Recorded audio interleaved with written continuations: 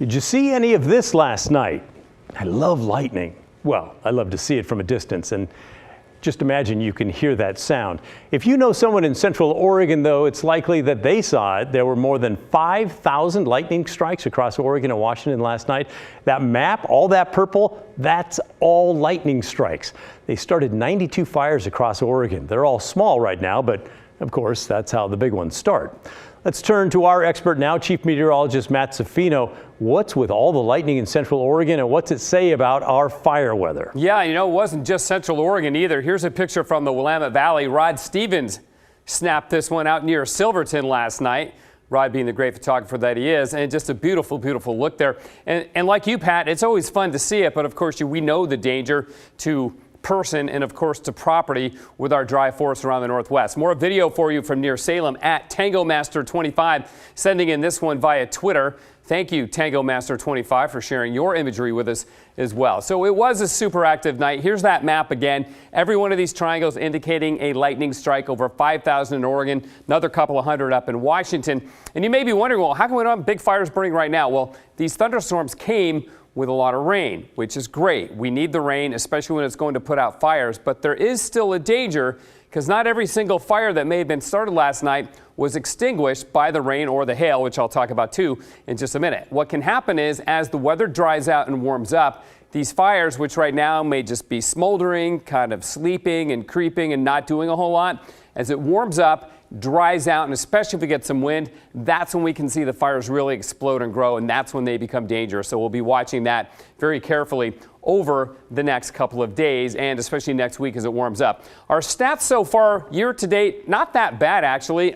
Less than 2% of all the fires in Oregon and Washington have met the large fire standard, which I believe is 1,000 acres. The thing that really jumps out to me about these numbers, though, is that the fires that happened started 478 human cause, only 279 lightning cause. So again, we are often the culprit of some of the worst fires, especially some of the worst fires we've seen here in the West over the last several years. So be super careful over the next couple of months. We're just entering fire season. I mentioned the hail. Look at this picture from down near Eugene.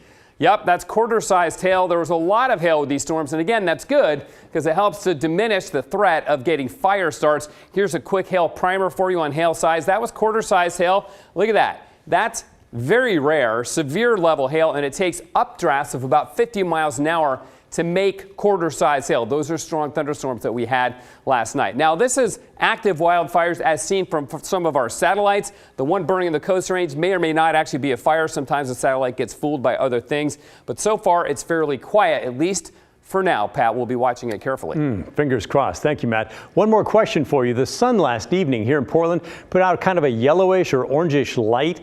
It felt at times like it was going through smoke that we've had in past years. What's going on with that? There may have been a small contribution from wildfire smoke because we picked up a bit of a southeasterly flow. So some of the smoke from fires in eastern Oregon, central Oregon may have contributed. But I think what really was happening is this. We had great cloud formations because of those thunderstorms, and with a lot of electricity in the air, with all of the active lightning that we had, well, the air gets ionized by the lightning and by the electrical charges that are flowing or not flowing from cloud to ground, which creates really weird colors. And this is from near TIGARD last night, again from Twitter at Jar4, sending in this one, and he said, "What's with the orange sky?"